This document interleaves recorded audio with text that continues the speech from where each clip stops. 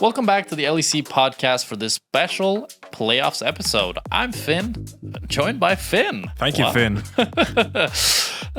With the LEC Playoffs, we are going to talk about all the teams that are in it, and we're also going to wrap up the Madrid Roadshow and everything that happened there. But it's really all about the playoffs. Can Vitality finally make it, or is it just going to be G2 that once again win it like we've seen so many times before? But before we get into it, Thaddeus, is my connection working? Visit expressvpn.com/LEC to get your exclusive LEC offer from the #1 gaming VPN. Signing up today will unlock Hextech Chess, giving you access to in-game champions and skins like Aurora and Xin Zhao. Remember that rewards will vary depending on the plan that you choose. Back to you.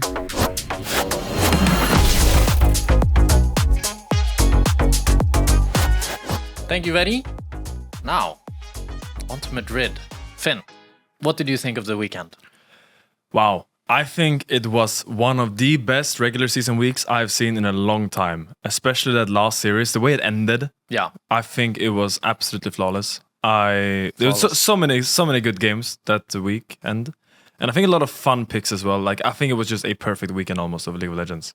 It was a really good week. It was a lot of surprises. I think like everybody beat everybody, which was cool, I think. Like it made it so that every game had a different set of stakes than you'd expect, and it's kind of like different expectations. Because when G2 beat KC, I was like, I was hyped about KC, and I was thinking, okay, I guess it's just going to be G2 beating everybody, and it's not going to be that hype. And, the playoff stakes weren't really there. It's like, yeah, we had the top 4, but, I think it was very easy for this roadshow to not be that exciting. Yeah. Because at the end of the day, the teams weren't really playing for that much up until they suddenly were, and then like the whole KC MCOY drama was so good. And I want to get into all of it, but I think let's start with G2 versus KC.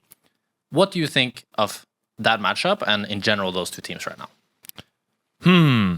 I mean, to me, this kind of highlighted an issue that we have seen every single time G2 plays versus KC, and that is the fact that it feels like Skewmond is just running the game whenever he goes against Yike. Because when we look at Yike, we see a fantastic jungler that usually gets his laners ahead or has really smart moves in the early game. But if for some reason, every time he goes up against Skewmond, it feels like weird things are happening. Skewmond is constantly getting leads in the early game. We saw the same thing in the LEC versus finals. And to me, this is like one of the main things that when it comes to KC versus G2, I have a hard time putting a lot of faith in KC from what we've seen. Because not only I think Yike kind of struggles a little bit against Skewmond, but I think also you have a big matchup discrepancy in the mid lane. I feel like when I look at Yehu, compared to mid laners like Caps and Jojopyun, I see him more as of a facilitator in a way. Yeah. He usually goes into the picks like the Anis, or he just sits on the Azir and kind of chills. And he did have some really good games this weekend, but in general, to me, that was the main mismatch between these teams. I think all of G2 had a good series, but to me, the mid jungle of G2 just really stepped up in that series, and that is where I'd be scared going it against G2 now, because we're going to see the same matchup again in the LEC Playoffs coming up soon.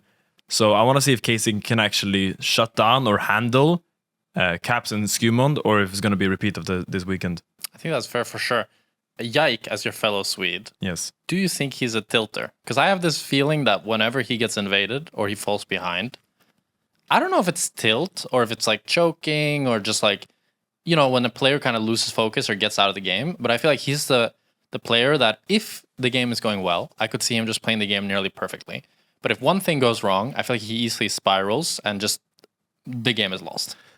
I mean, I agree with you, but I also want to make a caveat that I think all our junglers in our league right now are tilters. I think I think the only jungle that I can think of in memory that wasn't a tilter was Jankos. I feel like maybe you have a different opinion of him. Tilter, yeah. I mean, because you played with him, so maybe you have a different opinion. But I feel like jungle role just brings out tilt very easily because you start feeling very helpless. Yeah. But for sure, there's a spectrum. There's a spectra of tilt in the jungle position, and I do think Yike, as you say, is one of the players that maybe when he falls behind, gets a little bit too desperate, starts falling behind at a more rapid pace than other junglers. Because I do see this with every jungler, that when they fall behind, they look quite unsure of what to do, what their purpose is. Because as a jungler, your position in the game, or your role in the game, changes a lot throughout the game, and changes also with the game state. Yeah. Early game, you are kind of just clearing and setting up your lanes for success. But when you fall behind, suddenly you need to stop prioritizing yourself. And I think this is something that a lot of junglers struggle with, the fact that you can't take all the camps because you need to be in specific spots in specific times. Like, if you have all your bot side camps up, but your mid laner is like 2,000 gold ahead of a mid laner, you need to sit behind him on a side lane. And I think these decisions you need to take very rationally. And it's something a lot of junglers struggle with, in my opinion. Yeah, I agree. I mean, I want to go on Jankos because I think for me, how Jankos was like in officials, he was like super locked in and he was just focused from beginning to end. But then in scrims, okay, but if we're doing a scrims, okay, it was just so funny in scrims. I just have to say it. He would always say that he got a headache when he got tilted, and he would be like really negative and really like obviously tilted, but he'd be like, no, I'm not tilted. I just have a headache. And I was just thinking, like, I guess the way we'd solve the headache is by playing better, because like it was so obvious that he was just tilted. Like, oh, do you want a painkiller? No, it's just a headache. It's just one of headache. those. It's like one of those scrim headaches, you know, like oof. Yeah, no, but I mean that team ready. That was a tough roster. We can move on. He must have had a lot of headaches in that roster. Yeah, for sure. I mean, I was really bad, and so was many others on that roster. But moving on to G2, which feels fitting after we just talked about KC and Jankos.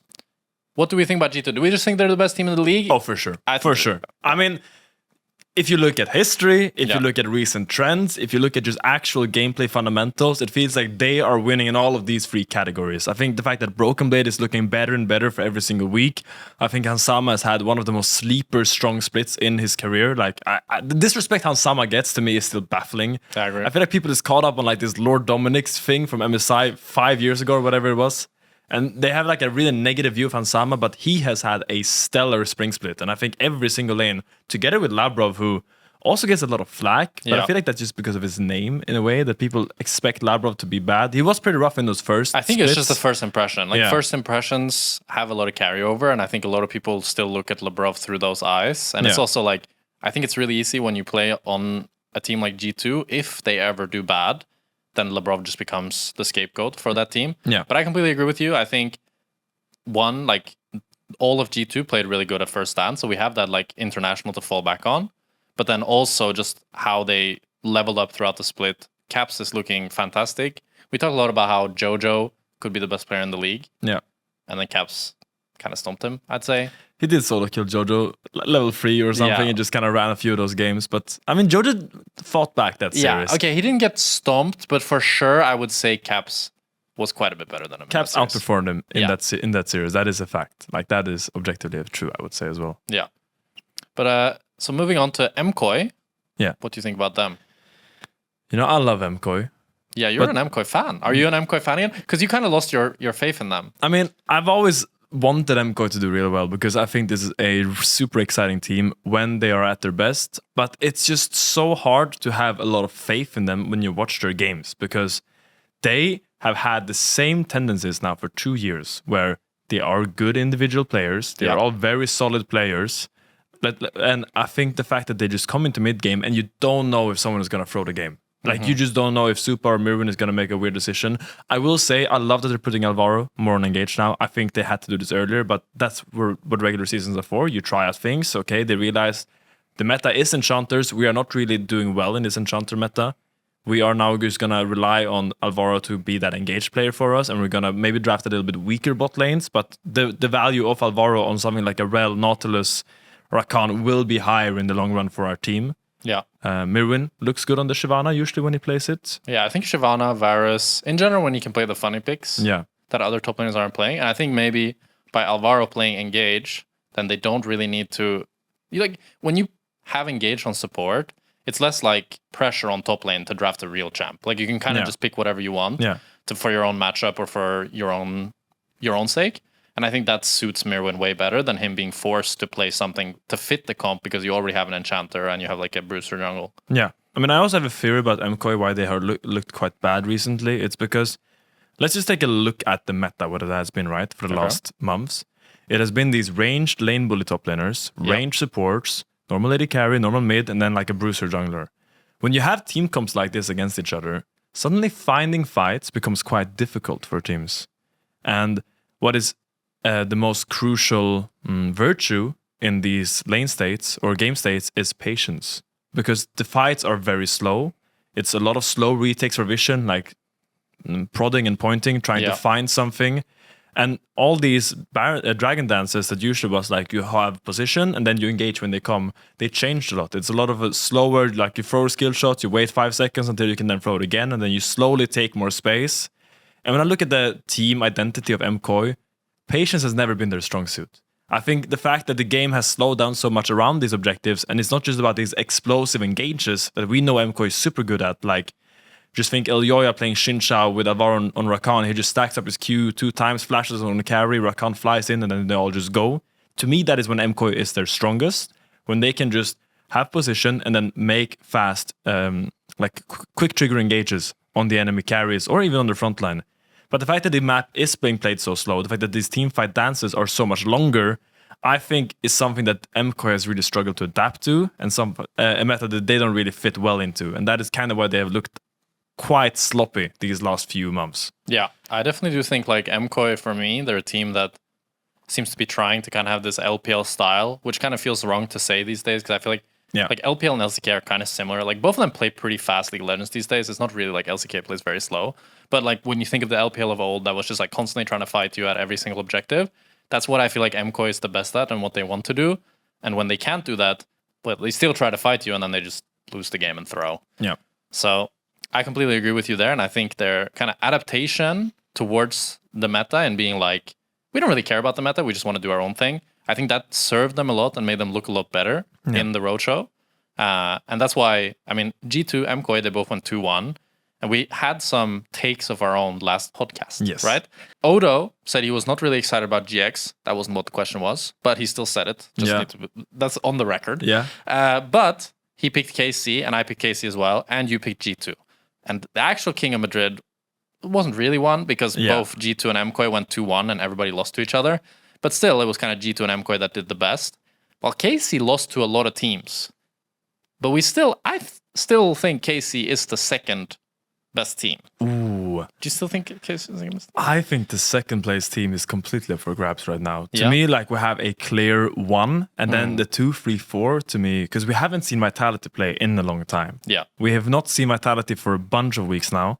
And they have been brooding, scrimming, practicing for a long time now. And we don't know what form, shape they will come into in playoffs. Yeah. So to me, Vitality could be that second team. I think MKOI could be that second team. And I think also KC could be that second team.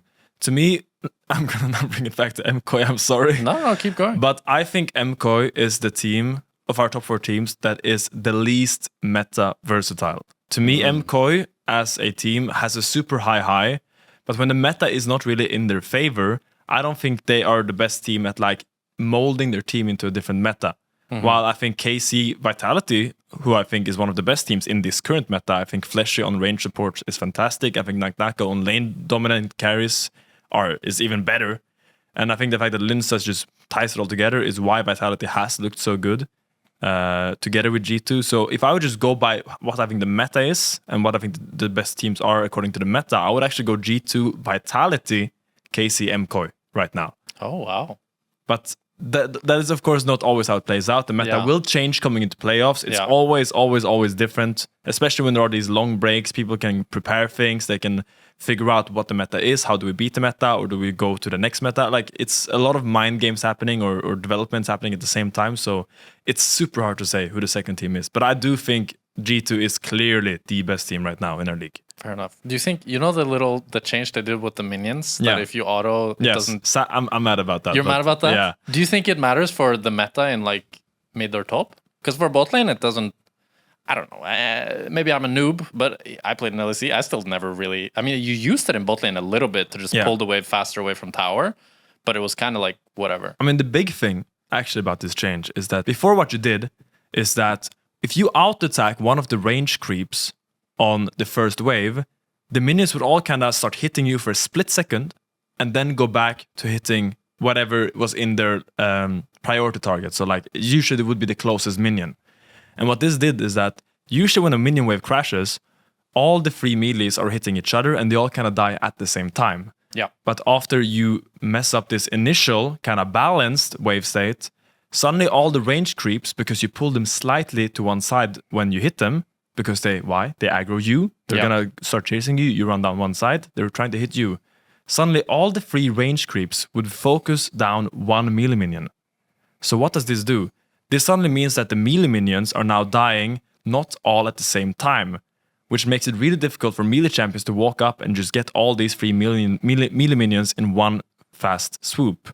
Because what you do as a melee versus range champion in top lane now is where I'm going from, is you're kind of just sitting in the bush, weaving in and out, maybe taking a few auto attacks with your D-shield and your second wind, just trying to sustain through. But it's really about getting all those free melee minions. And when they're all dying at the same time, almost all champions have an easy way to just easily pick them up. You're going to eat 1 or 2 auto attacks max, and you're going to go back into the bush and you're safe.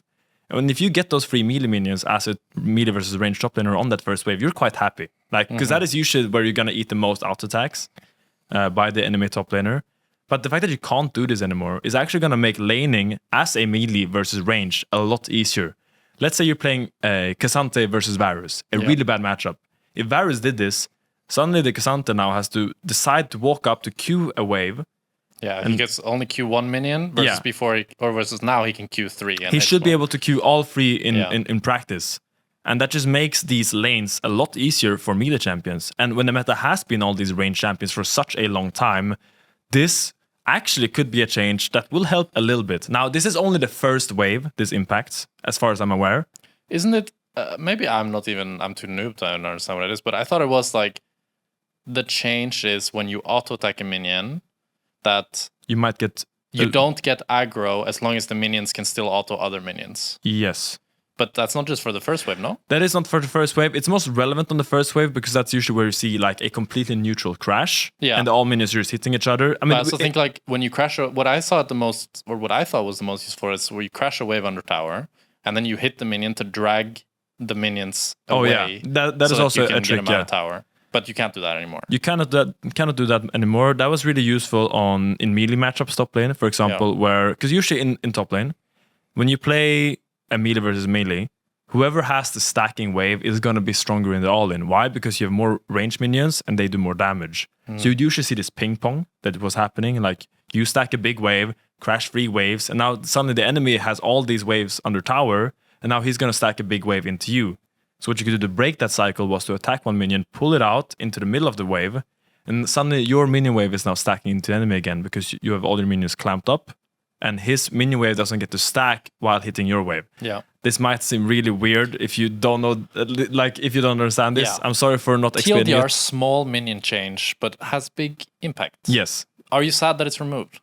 Or do you think it's a good change? Like a good direction to take the game in? So when we're kind of describing it now, I do realize that it's kind of super unintuitive. Yes. And it's super hard to grasp without knowing. I think I only realized the depth of this minion change at the later years of my pro play. I think it's quite a new mechanic that I think mid laners have been using it for a long time, but top laners, I saw some people tweet about it, haven't really been using this in LECs until 2024. Yeah. So it's quite a new mechanic that we are kind of picking up on now. I think this is also why we were really bad at playing these range champions for a long time, because I think in Korea they had a better understanding of this minion wave management than we had in the West. But I do think, look, if it's going to take range top laners out of top, I'm happy. Yeah. If this minion change is going to break this cycle of Vayne, Varus, Jhin, Kai'Sa, whatever top lane. Okay, we're not seeing Jhin, Kai'Sa. I played against Jhin in solo queue the other day top. I played GP. Hope you won. I won the game, but I played GP. And that's not so good, I guess. And he just ulted me from the other... But crashed a big wave, ulted me, and I'm just standing there what am I going to do about this? Yeah, fair enough. Yeah. But yeah, to me, it will have an impact on maybe these range versus melee matchups that are very common right now. So we're going to see how it develops. Maybe we're going to see tanks have a little bit easier time farming minions. Yeah. Maybe you're going to get a chain vest buy instead of cloth armor and refillable, which is a big change. If you get that's 5 more minions. 5 more minions is the difference between a... 5 minutes is 5 million gold. Yeah, it feels like it. Yeah. I mean, if it's 5 cannon minions, it's 500 gold. So yeah. That's true. Well, I also wanted to ask you about Doran's helm, because that's a new item in top lane. Do you think it's good? I think Doran's bow is not good, but we've seen it a little bit. So Doran's bow just seems like a Yone-Yasuo item to me. Yeah. In mid and top, you just go Doran's bow and you just outstat them from level 1. You zone them from the way level 1 with your extra... Or you just fight incredibly aggressively and we have 2 potions, right? So that is the big thing about Doran's Bow. You have 2 potions. So if you take really volatile trades and you chunk those 2 potions while you have the wave priority, you can always get a good lane state. But I don't think it's very good for AD carries. Not Doran's Helm. That's a good one, though. It's so good on Cassandra, no? Because he scales with armor. Yeah, I mean, Doran's Helm just seems like a super nice item. I think a lot of people are not buying it when they should. Like, Doran's Helm just gives way better stats after the first base. Like, if you need D-Shield to a lane, for example, if you play melee against ranged, I think you need Doran's Shield. Yeah. Or if you play against something like a GP that's going to queue you constantly in lane, you do need D-Shield. Bro, you can go on your little... So Finn has been talking a lot before the podcast about how much GP's been playing, how it's so good, it should be played in competitive. I mean, look, I always was a big GP player in competitive. So GP right now, historically, GP was always a strong lane bully, except for in 2022, later half, they removed a lot of his base damage in Q. And what they did change for GP? GP suddenly was not a strong laner anymore because he couldn't just Q you down. Yeah. With the fact that D-Shield and Second Wind was so strong, the Q poke just kind of went straight through it. Like, it used regen it up. Yeah. So GB was kind of forced to play with his barrels in lane. You would see GP start barrel, sit in the bush, and suddenly if you missed one barrel, your laning phase was completely ruined. Like, you could not contest the wave anymore. But now, with the new DFT, and the fact that it scales so well off AD, and also has a 4-second uptime while GPQ has a 5-second cooldown, means that you can have almost full uptime on DFT in lane, and suddenly the GP that couldn't really Q poke very well now can play that playstyle again, which means you have a lot more laning priority. Put the mic a bit down. You want the mic down, Jackspektra? Yes. Okay, thank you. Good. Let me go back to my GP rant. So the fact that GP now has lane state prio and can now control the wave again is a huge difference maker in a lot of these melee matchups, because that was usually where GP fell flat. He scaled incredibly well, as we all know, but his laning phase was hot garbage, to be completely fair. But if you can actually play GP against someone like a Gnar, get through lane, get your first item, and then suddenly find these barrels that we all know and love, he's actually quite a good champion. And of course, GP ult is just one of the best ults in the game. As a bot laner, I bet you hate when you're all in and you get GP ulted. I think when there's a lot of immobile carries, GP ult just gets so much value. So I would love to see some GP in pro play. But it is a unconventional champion. And if you haven't played him a lot before, I think it's going to take some time to pick up. For sure. Do you think the skill level that you need to him is like accurate? Because people talk about how he's like one of the hardest champions in the definitely. game. Definitely. Yeah, I can imagine that. I think Smolder is kind of in the same situation as GP. It's very hard to play. No, you actually need a very high IQ to play Smolder. It's very difficult. IQ. I mean, you need to calculate the exact amount of stacks you need before you win the game. That's GP, Azir, Smolder, like classic, the 3 hardest. That's what they say, game. actually. I think ADC in general is just top 3 hardest. No, but what I was going to say is just that Smolder is similar to GP in that he also had a pretty bad laning phase, but now with Deathfire Touch is actually pretty good in lane. And I also wanted to ask you about a little bit about EWC, because I went through EWC this morning, the qualifiers, where G2 3-0'd KC, and then KC 3-1 to MKOI. Yes. And that was some of the lowest quality League of Legends I've ever seen from our top teams. So I don't know how, like for me, I feel like EWC seemed a little bit fake. I don't know if the teams weren't taking that seriously. It reminded me a lot of scrims. Yeah. You know how in scrims, like people just go for crazy, but there was one play, Jojo's playing Cassiopeia. He's 1v2 on mid, his whole team is like in base or just wherever, right? 1v2 against Kalista and Busio. They have all sums, and he just flash ultis forward and doesn't stun either of them and just dies. And I'm like, you don't make that play in an official game. There's no way. Respect. You lose all the shots you don't take, right? But it's like one of those, if they didn't have flashes, I would understand what you're going for. But they had all sums, and he must have known, I assume, because Alvaro's tracking it, right? So I think I don't put that much weight into it, but at the same time, it does also further the argument that G2 is just the best team in the league. So yes, I agree. I mean, it does favor that argument, but it reminded me a lot about, I think it was 2019. Yeah. Or no, late 2020, when suddenly we had to go from playing on stage. Oh, like COVID era. During COVID, and we all had to play the games online. How was that? I mean, it was very weird. I think I remember we were like going into the arena and we were going to play against G2, and then suddenly we see on Twitter that everything was shut down. We just kind of had to adapt. It was a very turbulent era for sure, and when it was the correct call to make, definitely. But then suddenly we had to play all our stage games from our office. Yeah. And that took away a lot of the tension and pressure. Like, even if it didn't actually do it, it felt like it. Yeah. And if you watch all those games from back then, like if you go back to 2020 and you watch all these online games, people were playing very loose. Yeah. Like, it was very loosey-goosey out on the Rift. And to me, the EWC qualifiers just kind of highlight that when teams start playing online, it takes a lot of time for people to actually get that same kind of stage fright. Yeah. Kind of. Maybe it's not the right word to use. It's also like, if you think about it, like that's probably the exact space where they're playing all their scrims. Yeah, it's years, the same. Right? Yeah, it's the same physical place. Yeah, so they, like, the brain will just automatically kind of treat it as a scrim, even if you're consciously trying to not to. It's just like the subconscious. Yeah, I mean, the lizard brain can't comprehend that it's an official game now and it's not a scrim. So I think it's quite fun. I think this was true as well. I checked some of the Korean EWC qualifiers, and it was kind of similar there. The games were very, very crazy. I don't know if you saw the Siwoo Ilawi 1v4 on bot lane. He played Ilawi, and like all of, I don't remember what team it was, but all of the enemy team just like ran straight into the Ilawi, and he just got like 1v4 quadra kill.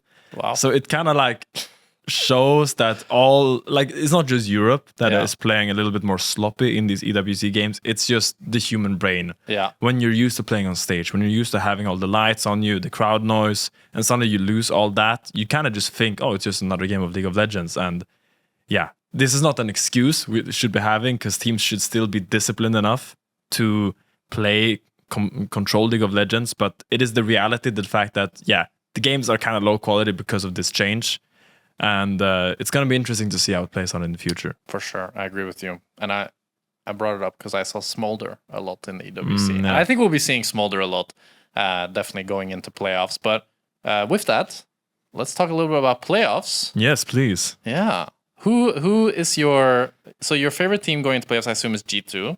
If you were to make a prediction for the second team, you bet your life on this second team. My life? Oh, Jesus. Yes. I have to bet my life on an LEC team to make second in this. Oy. Oh, Jesus, I'm doomed. Wow, this is hard.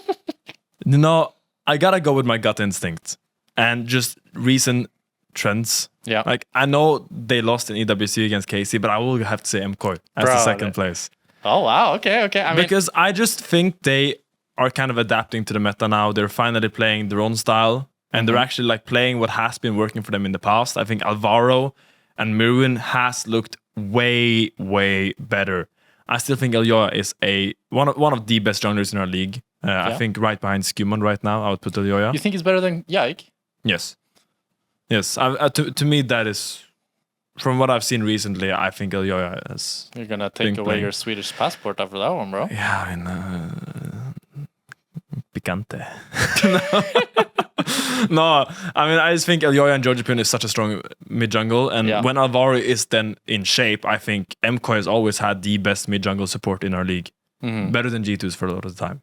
Now, I think G2's AD carry on top is just a lot better. And mid. Mid is not a lot better. Mid is better. Mid is quite a bit more impactful, I think. I mean, it's a tough call to make. I think it was... who was it? I think it was either Fleshy or Linces who said in the PGL that when they watch MKOI play, they don't feel like Georgipun is pulling the team that much around him. And I feel like this is what Caps does really well. And also Humanoid, they praised him because they kind of dictate the game around him. But I feel like it feels like more Georgipun is just like this individual prodigy. And I think Alvaro and Elyoya is just trying to match what he's doing when he's making his magic. Yeah. But I don't think he's calling too much these plays that he's making. He just sees them and goes for them, which is very impressive in its own right. But he is not quite as good as Caps at kind of dictating the game around him. And I think this is the thing that he needs to work on the most, because he has Elyoya and Alvaro, and they would love to set him up for success.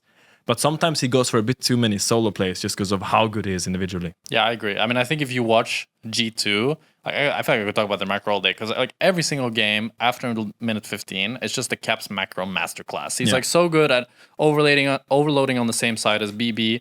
They get a tower, they get a kill, whatever. They progress the game that way. And he's super good at, like, I remember this from playing against scrims against Caps back in 2023, where it was like super hard to know when he was like taking a wave he wasn't allowed to take versus he was just playing like perfectly at the limits. Yeah. And I think he kind of does this similar to like Baus, in that he could sometimes even have like a good def where he gets the wave and then buy so much time that they get a top tower or they get an objective on the other side of the map, and you kill him, but suddenly your gold lead shrank by 1k.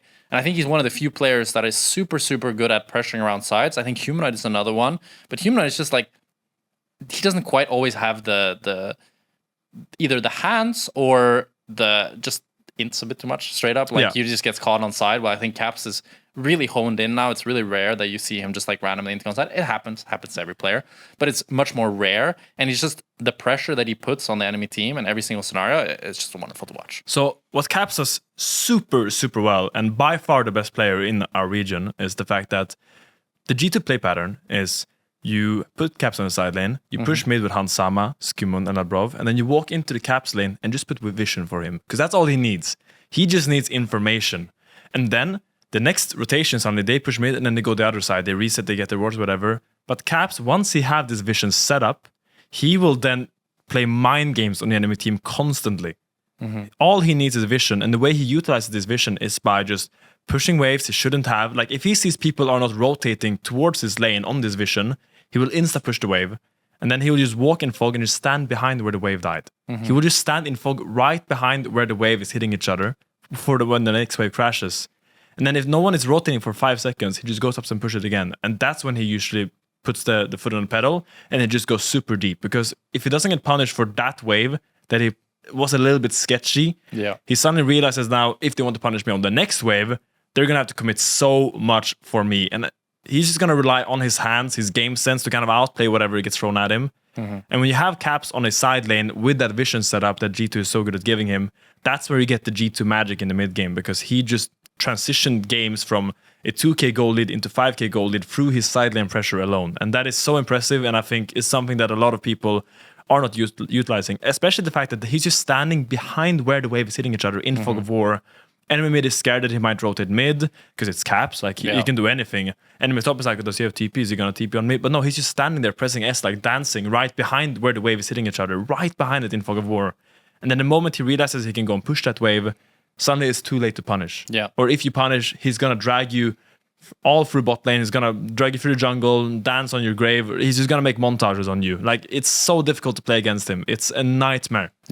I do think it's really important to talk about, because like a lot of G2's strength comes from this. Like, people will look at G2 and individually they do have very good players, but it's not usually at like 15 minutes that the game is just lost. It's usually pretty equal, or G2 has even been behind in the early game, but it's really because of Caps, BB, how well they coordinate in the side lanes, how well they pressure, how well they fake pressure, and how well they then kind of like, I feel like you never see, like a classic mistake that a lot of LEC teams make is they put their mid laner on a weak side and he just gets dove and dies. It's so rare that you see G2 ever in that situation, because Caps is like, if he's on the weak side, he just TP's top and so BB bases and goes bot. And it's like, okay, we fixed that instantly. And he just recognizes the game state very, very well and coordinates the team around him very well. So they always have like a better map state, or they have a good map state enough that they can actually play the game. I think that's really been what G2 is the best at, and why both of us can agree that G2 are the favorites going into playoffs. And not just recognizing, because a lot of our players would recognize that it's a bad situation, but the speed of of which he takes a decision, like to actually just go to the other side, I think is the fastest. Like, he just adapts so fast. It's like his entire body is League of Legends, and he feels when something is wrong with his lane, and he just decides to make a change instantly. And I think that is so impressive. Just the fact that he's just so aware of everything that happens on the map. Like, it feels like he's omniscient, and he sees everything. He knows everything. Yeah, that's true. That's true. You know, sometimes I've had this like feeling if I had a superpower, I could go back in time, I'd be the greatest League player. Like, if you could go back 30 seconds, probably I'd win Worlds, you know? All I need is a superpower and I could win Worlds. But Vitality, will they need a superpower to win LEC? Or are they the dark horse? Because I think, well, there's like one hand, you have the people going, Vitality, they always underperform when you think they're going to do well. They always underperform in playoffs, bada bing, bada boom. But then there's also this like feeling of like, maybe this is the iteration of Vitality that could actually win the whole thing. So this one is super difficult. Yeah. I do not know how to rate Vitality, because we have seen them being very good in regular season. Yeah. But also when we go back and compare Vitality against MKOI, against G2 in the regular season, MKOI and G2 were really not at the level they are right now. True. When Vitality was kind of beating them. And we also did see Vitality struggle, or not struggle, but like have messy games sometimes against a lot lower tier teams. Yeah. So I need to see Vitality had a similar level up as MKOI and G2 in the break that they've had now. Because if they're gonna go into playoffs with the level they had in the regular season, I think G2, MKOI, and KC have also surpassed that. But I think that would also be unrealistic. Like, there's no way they just have the same level they had in regular season going into playoffs. They've had so much time to prepare. Yeah. But the question is, like, how much have they actually advanced in their fundamentals, in their meta read, in their laning to kind of match the fact that G2 and MKOI and KC usually level up a lot in playoffs, because these are like our historically best teams. They're not always the best in regular season, but we know we can expect almost a guaranteed top 3 finish in playoffs by these 3 teams historically now. So can actually Vitality be the one to break this mold, break this cycle? That is, to me, a question that is super interesting. And it's going to come down to the first series against MKOI. Because I think MKOI is the team that Vitality could easiest beat out of these 3 teams. And the fact that they get them in the round 1, I think, is a great opener for their playoffs. It's going to show, like, can they, like, is Naknako going to stomp Mirwin in lane? Because if Naknako doesn't beat Mirwin in lane very hard, I think Vitality loses a lot of their... True. Like, I agree. I think, but I do think Naknako will stomp Mirwin. I do think so too. Okay. Like, Naknako is one of their main cannons right now. Yeah. And he kind of is expected to beat Mirwin, but if Mirwin actually just stabilizes those lanes, I have a hard time seeing Vitality just snowball the game, because they're kind of used to playing around that Vitality top lane pressure. Yeah.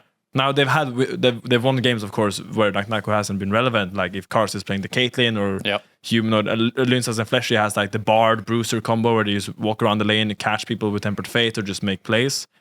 Like they have many ways to win the game, but the fact that Naknako usually has a lot of pressure in the top lane, and if they don't have that, I think they will feel a little bit more. But so you think on the back MKOI will beat Vitality? If I had to predict the series, I'm asking you. Predict. Yeah, I would predict MKOI. What score? Probably 3-1, 3-2. 3-2. I mean, that's a safe one. I think Vitality will beat MKOI. Yeah, tell me why. Naknako will gap Mirwin. I think Mirwin, even on his funny picks, has still looked worse than Naknako has. And I think now with Vitality having a lot of time to just prepare, that gives you a lot of, one, chance to feel out the meta, because there's no stakes. You know, you can kind of like experiment a lot more. Okay, counterpoint. Okay. Doesn't that make you adapt slower? When there's no stakes, you don't feel the pressure as much to adapt. I think we've always seen teams adapt the most at Worlds. Like we've seen teams level up similar, like in a way that they would need 2 months of regular season for in 1 week when they go to Worlds and then play against all these Korean teams and the pressure is on. That's fair, but I just think when you have this long extended break, at least how I would approach it is you're more willing to experiment with champions. Yes. Up until you get closer to the stage games. Absolutely. Yeah. So if I was Carsey, I'd be trying out the Smolder, you know, before the other people would try it, or trying out all these different, like Seri, like all these different champs that I know was getting changed, know was getting that could be good going into the patch. And I think it should be the same for the rest of Vitality, that I could at least see them doing that, and that would give them an advantage. I also think that, like, we still have yet to see MKOI really crack the formula. Like, when we look at, for example, their games in EWC and the qualifier against KC, yes, the games were low quality. They still had to, like, first pick Seraphine because they think Seraphine is so good. And then, you know, Lebrov on Seraphine isn't the prettiest sight. He gets caught quite a bit, and he had some good ultis here and there, but, like, it's still not.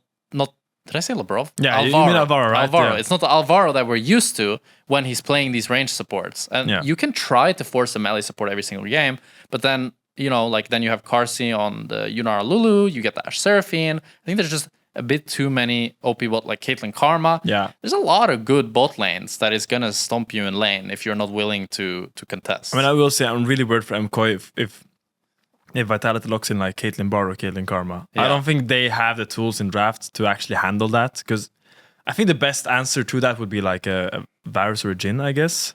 Yeah. Or if you want to match it with like Ashe also like... Yeah. But knowing them, I think they'll probably just try to lock in something like a... I don't know if they'll go. I think they would go like Yunara Lulu. Yeah, Yunara Lulu. Yeah. But I think they will actually not do very well in that game. If it's like Fleshy Bard versus Alvaro Lulu and just Caitlyn Perma pushing you under tower, I think they will really struggle. So that is one of the main worries I have in this series. If Super Alvaro cannot really deal with these lane range champions that Carsey and I think Fleshy is really good at, I think that will be another very big hole in their map. And suddenly the hole is not just top lane. if the holes are both top and bot, now the game gets super hard for Elyoya and Jojo, and I don't think they can fix that. So it really will come down to, first of all, if they give these range supports, I expect we're going to see some interesting jungle pathings by Elyoya. Like, because I think, to me, the way you break these lanes, if you play engaged against Enchanter in the bot lane, you need to like do something unconventional in the jungle. Like, we've seen people in LCK just flash over the Dragon Wall just to get a level 3 gank bot. And if you get this gank off, suddenly the game kind of shifts in your favor. Maybe they use the flash, now you have the wave bounce, so you can look for these all-ins. But if Elyoya doesn't adapt to this and just continues doing the standard full clear, or he gets invaded by Linces, then it will be really difficult. I completely agree. I think that kind of does it for that series. We also have KC versus G2, but I think we're both pretty aligned that most likely G2 is going to win that one. Yeah, most likely, yeah. So I wanted to ask you, the other teams who have playoffs is GIANT and Na'Vi. Do we think either of these teams will do any damage? So I think Na'Vi is just a little bit lacking in individual strength right now compared to all the other teams. I think jungle is very good. Like Reledge is of course the standout. Do you still like Mainter? Because I remember you were really hyped about Mainter before. I mean, I think Mainter and Lot to me are very similar while we're talking about GX, is that they are just solid laners. But when you have solid laners in these teams, like, you're not gonna punch up very well. Like, you're gonna punch down very well. Yeah. And you're gonna be around this level, because sure, like, Lots and Mainter can get like a 10-15 CS lead against like BB or Mirwin, but they won't really transition that into a game lead just because they have strong lanes. The problem is, like, on the rest of the map, I think... You think Lot and Mainter are getting 10-15... Maybe on BB before, but I don't think BB now, bro. No, I think BB is locked in now. I mean, like, look, I think Lot and Mainter, both their strengths are their laning phase. Yeah, they're very solid players. I think their team fighting needs a lot of work. Their map movement needs a lot of work. And then, to me, that is where they're lacking. Like, of course, even if BB is 50 CS down against Lot and Mainter, I think he's going to have a higher impact on the map than they do. 50, yeah. I mean, BB is just the most resourceful top laner we have in our league. Like, he doesn't need gold. He just needs needs a smile on his face, you know, and he's gonna make something happen. So incredible. I asked you about GIANT and Na'Vi, and all I got was BB glaze. No, I mean, look, I don't think Na'Vi is gonna make a lot of damage this split. Or I think for me, Na'Vi, I have much more hopes in them than GIANT. Really? Yeah. To me, GIANT has some good things going for them. Like, Jackie's against KC, it just looked like prime faker. Okay, I think Jackie's has been better. Jackie's and Isma have been better, but I feel like we never have a point where all 5 of them are playing good at the same time. Yeah. And I just feel like Na'Vi is like... Powers is actually pretty good. Samdi is inconsistent, but I can see him... Like, I could see Na'Vi beating, like, GX, and I could see Na'Vi beating...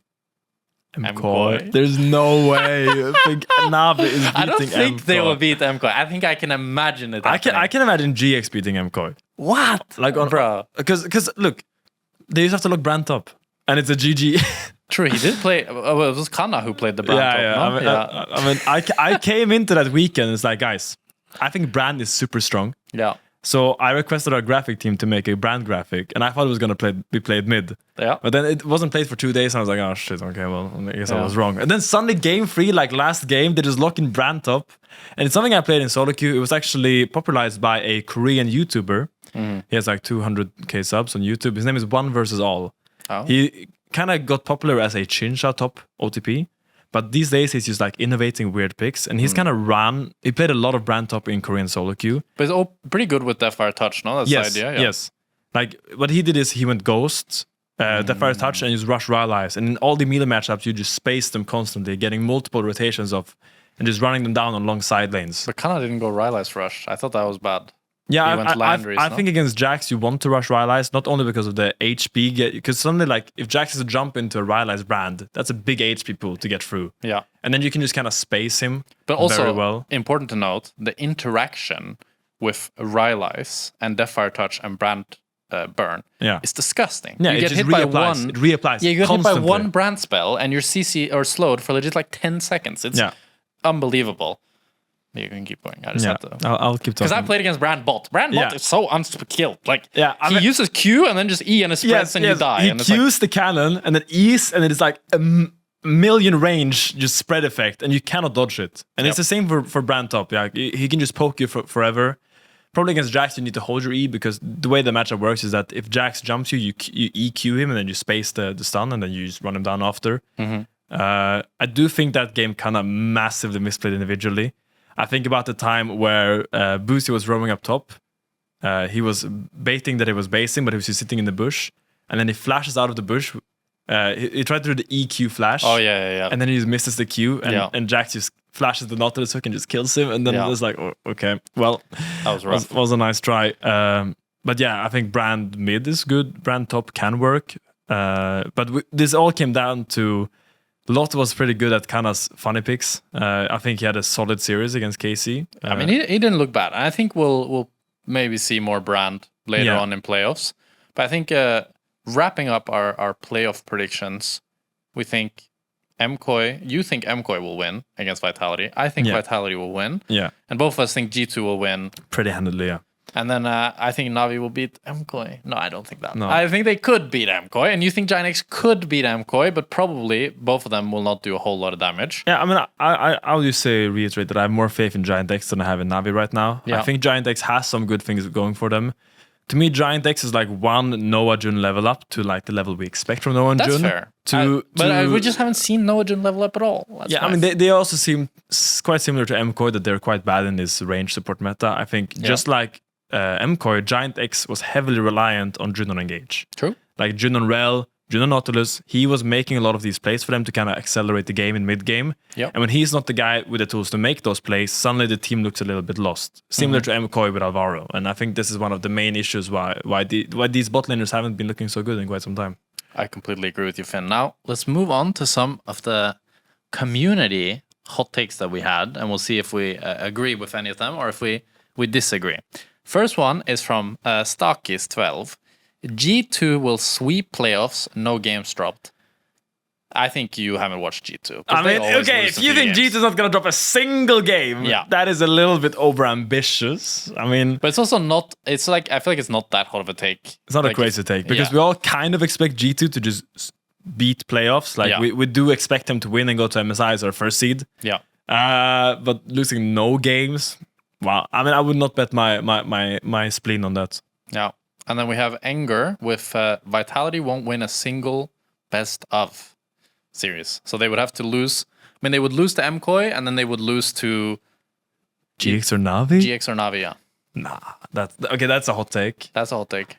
I do think we are unsure about Vitality's level going into playoffs because they haven't played for quite some time. Yeah. But to put them under Navi or GX, I think is a little bit disrespectful after their split. I do think I expect them to at least beat one of those two teams should they drop to the lower bracket. I completely agree. I think, it's fair to not know about Vitality, and also it's like you talked about the history with G2, right? Like the history of Vitality in the LEC. Underperforming. It's not really one where you have a lot of faith they have a legacy to uphold there. But I still think like this roster looks really good, and it's like it's been best of threes. It's not like it's been best of ones, so you've gotten a good idea of their level. Oh, counter argument. Okay. Vitality best fearless drafting, because we all remember the Seraphine TF shenanigan. Like, I do think if there's one criticism to Vitality, it has been their extended series drafting. Going into fearless.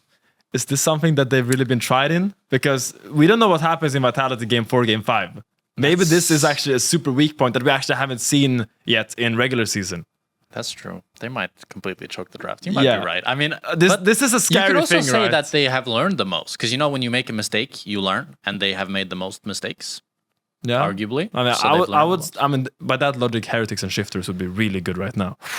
Maybe your summer, I mean, Shifters with Sheo does look pretty damn good. They look quite nice, yeah. But moving on, Shin with G2 won't qualify for MSI, and he predicts that Casey will be top 1, and you will not guess the second team. MKOI? Navi, Casey top 1, Navi top 2, and G2 won't qualify for MSI. I mean, that's obviously it's put the top 2. But that's a bold take. That's a first of all, take. Respect for putting that on the internet. Yeah. Very bold. I mean, I do think Casey is not out of the race. They could for sure just win in spring. I think for me, I think it's going to be G2 and Casey. Yeah. Make time aside. I think that would be like on the paper, the correct prediction. Off the paper though, I'm not quite as sure about Casey right now. To me, they've shown very high variance. I think that GX series really put a bad taste in my mouth. The fact that they lost that series like that. That's true, yeah. That was not really acceptable to me. But also, Navi top 2? Navi top 2 is pretty crazy. Is Real Edge just him? I mean, if Navi wants to make top 2, we're going to need to see a big team-wide level up from Vitality. We're going to need to see Poby like being almost the greatest of sometimes. We're going to need to see Mainter being like he was in the ERLs, just stomping laners. And we're going to need to see Zamdi and Paris just run the map. So a lot of things has to happen for Navi to get top 2. There's a lot of boxes that need to be ticked that I don't really sure I can see right now. No, I think it's that's too hot. I think it's too hot. But I also thought we could do a little bit of that or this, not like this or that they do over in North America.